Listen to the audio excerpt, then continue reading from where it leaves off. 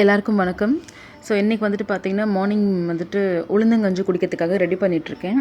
Morning ஒரு தடவை tea குடிச்சிடுவோம். So அதுக்கப்புறமா பிரேக்ஃபாஸ்ட்டுக்கு முன்னாடி இல்லை பிரேக்ஃபாஸ்ட்டாகவே உளுந்தங்கஞ்சி எடுத்துக்குவோம். இதில் நான் 2 டேபிள் ஸ்பூன் அளவுக்கு உளுந்து மாவு, எங்கள் இனிப்புக்கு தக்கன வெல்லம் சேர்த்துருக்கேன். இதில் ஒரு 2 கப் அளவுக்கு தண்ணி சேர்த்து இந்த வெல்லத்தை நல்லா கரைச்சிக்கணும்.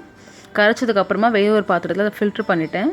இப்போ வந்துட்டு இன்னொரு கப்பு தண்ணி சேர்த்துருக்கேன். அதாவது மொத்தம் 2 கப்பு தண்ணி சேர்த்துருக்கேன். இதில் 2 கிராம்பு சேர்த்து இதை அடுப்பில் வச்சு நல்லா வந்துட்டு உங்களுக்கு தேவையான கன்சிஸ்டன்சி வர வரைக்கும் நல்லா அதை கலந்துக்க வேண்டியது தான். மார்னிங்கில் வந்துட்டு பார்த்திங்கன்னா உளுந்தங்கஞ்சி எடுக்கிறது எவ்வளோ ஹெல்த்தி நான் சொல்லி உங்களுக்கு தெரிய வேண்டியதில்லை. இதை நாங்கள் ரெகுலராக எடுத்துக்குவோம். உளுந்தங்கஞ்சி தான் வந்துட்டு ரெகுலர் டெய்லி குடிப்போம். நாங்கள் சில சமயத்தில் பிரேக்ஃபாஸ்ட்டுக்கு பதிலாகவே குடிப்போம். ஸோ இப்போ இதில் ஒரு பிஞ்ச் அளவுக்கு உப்பு சேர்த்து கலந்துருக்கேன். பார்த்திங்கன்னா கஞ்சி நல்லா கொதிச்சிருச்சு. நாங்கள் ரொம்ப திக்காக குடிக்க மாட்டோம், கொஞ்சம் ஓரளவுக்கு தின்னாக இருக்க மாதிரி தான் குடிப்போம். இது வந்துட்டு என்னென்னு பார்த்தீங்கன்னாக்கா, என் பையனுக்கு வந்துட்டு கஞ்சி செய்ய போகிறேன். கொஞ்சம் செர்லாக் மாதிரி செய்வோம். இந்த மாவு ரெசிபி வந்து நான் ஆல்ரெடி போட்டிருக்கேன். நான் லிங்க் வந்து டிஸ்கிரிப்ஷன் பாக்ஸில் கொடுக்குறேன். ஸோ இந்த அவனுக்கு வச்ச கஞ்சி மாவுலேருந்து 1 டேபிள் ஸ்பூன் சேர்த்துருக்கேன். அதில் 1 கப் அளவுக்கு தண்ணி சேர்த்துருக்கேன். இதில் ஒரு பிஞ்ச் அளவுக்கு உப்பு, ஒரு அரை ஸ்பூன் அளவுக்கு சர்க்கரை, இது எல்லாத்தையும் சேர்த்து நல்லா கலந்து இதை அடுப்பில் வச்சு நல்லா திக்காகிற வரைக்கும் கிண்டி எடுத்துக்க வேண்டியது தான்.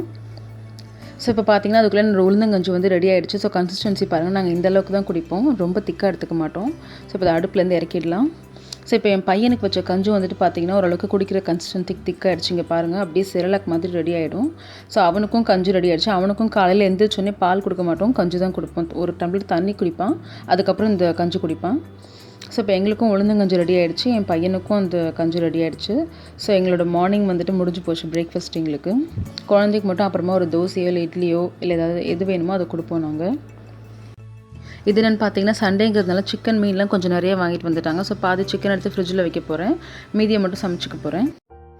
ஸோ இது வந்துட்டு என்னென்னு பார்த்தீங்கன்னா நான் சிக்கன் வந்துட்டு ஃப்ரை பண்ணுறதுக்காக அந்த மசாலா ரெடி பண்ணிகிட்ருக்கேன். எல்லா மசாலாவும் சேர்த்து இதெல்லாம் மிக்ஸ் பண்ணிவிட்டு இதில் வந்து சிக்கனை வாஷ் பண்ண சிக்கனை வந்துட்டு சேர்த்துருக்கேன், தண்ணியெல்லாம் வடிச்சிட்டு. இப்போ அதை மேரினேட் பண்ணி ஒரு 3 மணி நேரத்துக்கு ஃப்ரிட்ஜில் நல்லா ஊற வச்சுருவேன். ஸோ இப்போ வந்துட்டு பார்த்தீங்கன்னா மற்ற வேலை ஆரம்பிக்கிறதுக்கு முன்னாடி நாங்கள் கஞ்சி குடிச்சு ஆல்மோஸ்ட் 1 ஹவர் ஆகிடுச்சு. ஸோ இப்போ காஃபி குடிக்க போகிறோம். காஃபி வந்துட்டு பார்த்திங்கன்னா நான் ஸ்பூன் கணக்கை விட எங்களுக்கு இந்த 2 ரூபா பேக்கெட் இருக்கும் இல்லையா, அதுதான் கரெக்டாக இருக்கும்.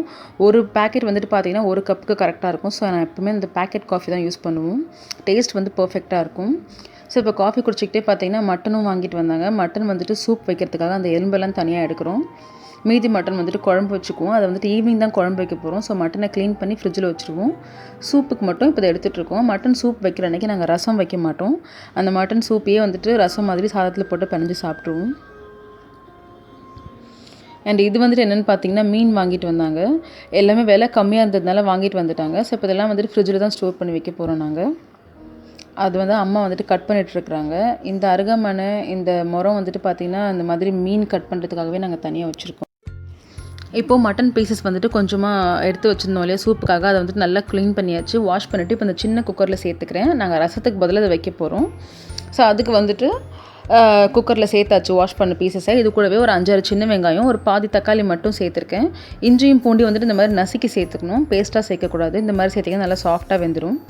இது கூடவே ஒரு பட்டை, 2 கிராம்பு, ஒரு ஏலக்காய், எனக்கு கொஞ்சமாக கருவேப்பிலை, கொத்தமல்லி, உப்பு, மஞ்சள் பொடி சேர்த்துட்டு உங்களுக்கு எந்த அளவுக்கு இந்த சூப் வேணுமோ அந்த அளவுக்கு நம்ம தண்ணி சேர்த்துக்கணும். தண்ணி சேர்த்துட்டு உங்கள் மட்டனோட இந்த இதுக்கு ஏற்ற மாதிரி நீங்கள் விசில் வச்சுக்கணும். நான் வந்துட்டு ஒரு 5-6 விசில் விட்டுருக்கேன். 5-6 விசில் விட்டதுக்கப்புறமா இதில் வந்துட்டு மிளகுத்தூள் சேர்த்துக்கணும் காரத்துக்காக.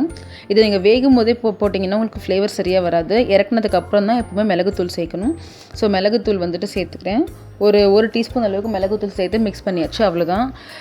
இப்போ வந்துட்டு பார்த்திங்கன்னா மட்டன் சூப் ரெடி. இது எங்கள் வீட்டில் வந்து சூப் வந்து இப்படி தான் வைப்போம், வேறு எந்த பவுடருமே சேர்க்க மாட்டோம். இப்போ இது வந்துட்டு பார்த்திங்கன்னா நாங்கள் வந்து அப்பாவுக்கு மட்டும்தான் அப்படியே கொடுப்போம். நாங்கள் எல்லாருமே வந்து சாதத்தில் சாப்பாடு சாப்பிட்டு முடிச்சுட்டு ரசத்துக்கு பதிலாக யூஸ் பண்ணிக்குவோம்.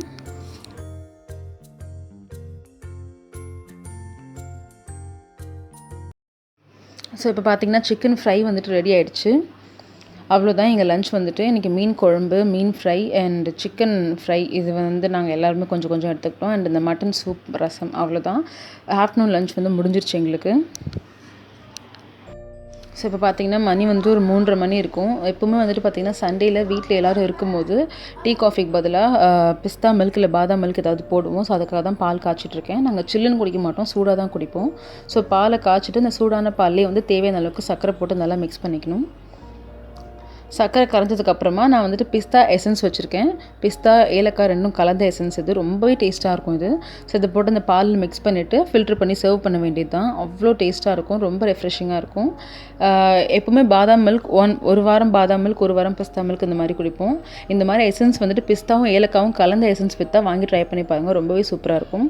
அண்ட் இது வந்துட்டு பார்த்திங்கன்னா என் பையனுக்கு குழந்தைக்கு அவனுக்கு வந்துட்டு இந்த பவுட்ரு போட்டு கலக்கின பால். ஸோ டாக்டர் வந்துட்டு ஒரு ஹெல்த் பவுடர் எழுதி கொடுத்தாங்க, ஹெல்த் ட்ரிங்க் பவுட்ரு. ஸோ அதை மிக்ஸ் பண்ணியிருக்கேன் அவனுக்கு. ஸோ எங்களோட சண்டே குக்கிங் இப்படி தான் போச்சு. இந்த வீடியோ நான் இதோட முடிச்சுக்கிறேன். தேங்க்ஸ் ஃபார் வாட்சிங்.